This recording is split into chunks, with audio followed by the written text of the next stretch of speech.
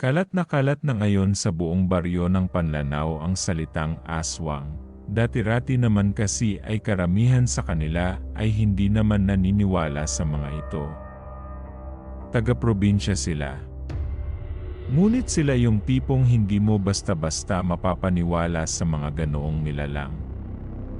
Maniniwala lang daw sila kapag sila na mismo ang nakakita o nakaranas. Ilang araw nga lang ang lumipas, bigla na lamang nagsulputan ang mga aswang sa kanilang baryo. Umaatake ito gabi-gabi sa mga tambay sa labas at maging sa mga bahay-bahay. Isa ang pamilya ni Roll sa mga nakasaksi ng lumusob ang mga aswang sa kanilang baryo.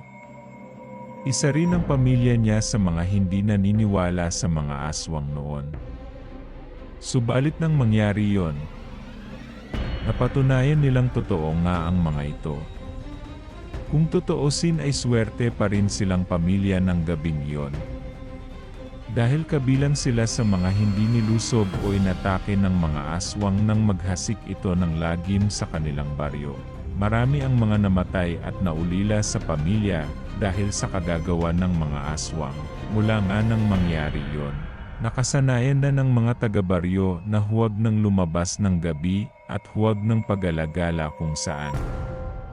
Ang iba ngang mga naninirahan doon ay napilitan na lang nalisanin ang lugar dahil sa takot na baka bumalik ang mga aswang at sila na ang sunod na biktimahin. Roll, ano kaya kung umalis na lang din tayo dito? Kasi baka mamaya magsulputan na naman ang mga aswang ngayon. Hindi ka ba natatakot sa kaligtasan natin? Ng mga anak natin, nababahalang tanong ni Linda sa asawa, saan naman tayo pupunta kung aalis tayo rito? Wala naman tayong malilipatan. At saka, huwag kang mag-alala, kung sakali mang bumalik ang mga aswang na yun dito, akong bahala sa inyo. Poprotektahan ko naman kayo eh. Pero sana nga ay huwag na silang bumalik. Sagot naman ni Roll na namumroblema rin, napabuntong hininga na lang ang babae at itinuon ang pansin sa dalawa nilang anak. 8 taon ang panganay at 5 taon naman ang bunso. Babae at lalaki yon, isang gabi, kabilogan ng buwan. Kanya-kanyang alulong ang mga aso. Tila ba may nagbabadya na namang panganib? Nasa kalagitnaan ng kasarapan ng pagtulog ang pamilya ni Roll, nang bigla na lang kumalampag ang bobong ng kanilang bahay.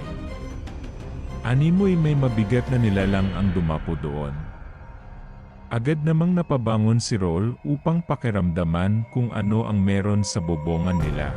Maya-maya lang ay nakarinig siya ng sigawan na nagmumula sa katapat nilang bahay. Tumayo siya at sumilip ng bintana. Ganun na lang ang kanyang pagkagimbal nang makita ang isang aswang na pilit sinisira ang bobong ng bahay. Hindi lang iyon isa, kundi marami. Hindi niya na mabilang pa. Ang iba ay paikot-ikot lang na lumilipad sa himpapawid. Habang ang iba naman ay nakadapo sa bobong ng mga bahay at pilit sinisira yon. Sigawan at paghingi naman ng tulong ang maririnig sa mga taong nasa loob niyon. Tila mauulit na naman ang nangyari noon. At nagaganap na nga ngayon, Diyos ko. Bakit nangyari na naman ito, bulalas ni Roll. Agad siyang lumayo sa bintana at ginising ang asawa, Linda, gising. Gumising ka, mahinang sambit ni Roll na niyoyogyog pa ito. Bakit ba, Roll? Ano bang problema? Papungay-pungay na sagot ng babae. Gisingin mo ang mga bata. Kailangan na nating makaalis rito. Nandyan na naman sila, ano? Diyos ko Mariosep naman. Sabi ko na kasi sa'yo, huwag ka nang dumaldal, gisingin mo na ang mga bata. Sandali lang, may kukunin lang ako. Diyan lang kayo, ha? Huwag kayong mag-iingay, dahan-dahan itong lumabas ng kwarto at bumaba sa maliit na hagdanan. Tumungo ito ng kusina at may kinuhang kahon sa ilalim ng lababo. Binuksan niya iyon at kinuha doon ang buntot pagi na bigay sa kanya ng kanyang ama bago pa ito pumanaw. Kahit na hindi naman siya noon naniniwala sa mga aswang, ay tinanggap niya pa rin yon at itinago bilang respeto na rin sa kanyang yumaong ama. At ito ang unang beses na gagamitin niya yon. Bumalik siya ng kwarto at nadatnan niya doon ang kanyang mag-ina na naghihintay sa kanya. Tara na. Tumayo na kayo diyan, kailangan na nating umalis. Agad naman na sumunod ang tatlo sa lalaki. Dahan-dahan silang naglakad palabas ng bahay upang hindi makagawa ng ingay na ikakaalarma ng mga aswang na naroon sila sa loob. Sa likuran ng bahay sila dumaan, subalit pagkabukas pa lang ng pinto, isang aswang na ang sumulpot sa kanilang harapan na galing sa itaas. Riviri, napasigaw ang dalawang bata dahil sa gulat at yumakap sa kanilang ina. Rinig na rinig naman ng iba pang mga aswang ang pagsigaw ng dalawang bata. At dahil paborito nila ang mga bata, halos mag-unahan pa sila na tumungo sa pinanggalingan ng sigaw. Walang tigil naman na pinaghahampas ni Roll ang aswang na humarang sa kanila gamit ang buntot pagi, hanggang sa mawalan na nga ito ng buhay. Hindi na naman ito nakapaglaban pa dahil sa sunod-sunod na paghampas sa kanya ni Roll. Ngunit ilang segundo lang, bigla na namang nagsulputan ang ilang aswang sa kanilang harapan. Naglalaway pa ang mga ito na nakatingin sa kanila, lalo na sa dalawang bata. Habang ang iba naman ay nasa itaas ng kanilang bobong at rinig nila na sinisira iyon. Muli na namang napasigaw ang dalawang bata dahil sa mga nakakatakot na nilalang na nasa kanilang harapan. Labis na rin ang takot at pag-aalala ni Linda para sa kaligtasan nilang pamilya. At maging si Roll ay ganoon din. Ito ang unang beses na nakakita siya ng aswang sa malapitan mismo. Talagang nakakatakot ang itsura ng mga ito. Nanginginig na rin ang kanyang mga tuhod. Hindi niya kayang labanan ang mga ito ng mag-isa lang, Diyos ko. Roll, anong gagawin natin? Nanginginig na rin na wika ni Linda. Tumakbo kayo, bilis, sigaw ng lalaki at pinatakbo pabalik ang kanyang mag-ina. Siya ngayon ang nasa hulihan. Agad naman silang hinabol ng mga aswang na tila tuwang-tuwa pa sa kanilang mga ginawa. Bilisan nyo, Linda. Takbo pa, sigaw muli ni Roll habang patuloy pa rin silang hinahabol ng mga aswang. May mga ilang tao rin silang nakakasabay sa pagtakbo na nais rin makaligtas sa kamay ng mga aswang, subalit ilan na lang ang mga iyon. Marahil ay pinatay na ng mga aswang ang iba pa nilang mga kasama, napahinto sa pagtakbo ang mga tao, kabilang na sina Roll, nang may humarang na namang mga aswang sa kanilang daraanan. Marami rin ang mga ito. Sa pagkakataong iyon, tila nawalan na ng pag-asa ang mga tao na sila'y makakaligtas pa. Pinalilibutan na sila ng mga aswang, kaya tiyak na wala na silang kawala. Maging sina Roll at Linda ay tinanggap na lamang na ito na ang kanilang kamatayan. Sumugod ang mga aswang na bagong dating patungo sa mga tao.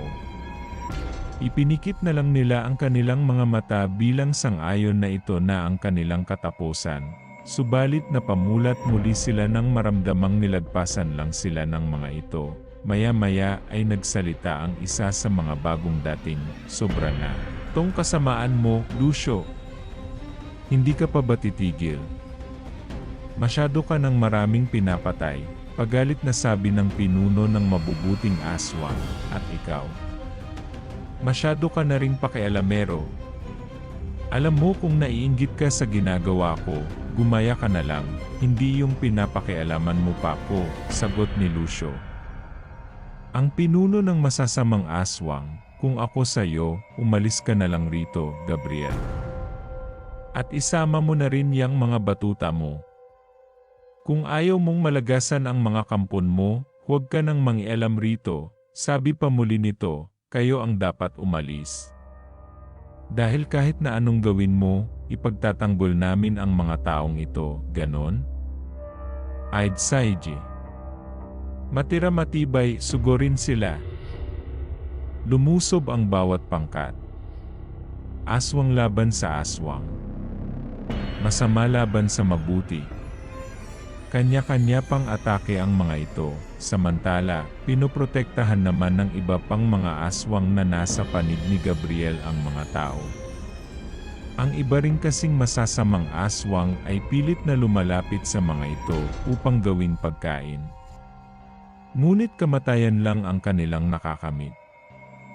Dahil nasa todo protekta ang mga ito at kinikitil ang buhay ng sino mang lumalapit.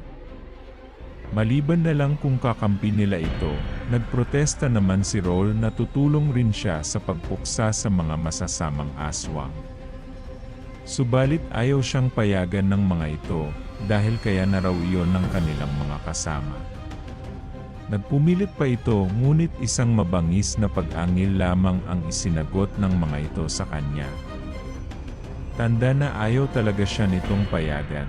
Kahit papaano naman ay naging panatag na rin ang loob ng mga natirang tao dahil ligtas na sila. Subalit wala pa ring kasiguraduhan kung ang grupo nga ba nina Gabriel ang mananalo, samantala patuloy namang nagbubuno sina Gabriel at Lucio. Lakas sa lakas. Pareho silang maliliksi at ayaw magpatalo. Puno na rin ng mga kalmot ang kanilang katawan. Hanggang sa maibaon ni Luiko ang kanyang matutulis na kuko sa dibdib ni Gabriel.